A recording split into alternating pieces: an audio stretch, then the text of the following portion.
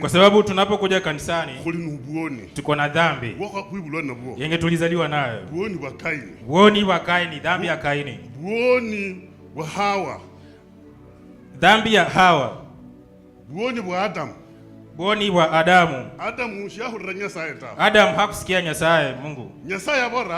Mungu akaambia Adamu, umefanya nini? Adamu akasemaje? Yenye nimefanya. Mungu akamuuliza, ulikula matunda hii? Adamu akasema, ndiri. Haleluya. Nimekula. Haleluya. Haleluya. Amen.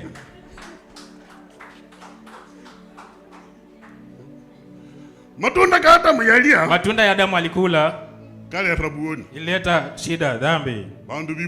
Watu wakazaliwa wakiwa katika dhambi. Bila tunapotubu, tuache roho ya Kaini. Tuache roho ya Kaini. Tuache roho ya vitina. Tuache roho ya chuki. Tuache roho ya buoni. Tusiache kusengenya wengine. Ukitubu, umenyana na Yesu. Unaishi na Yesu.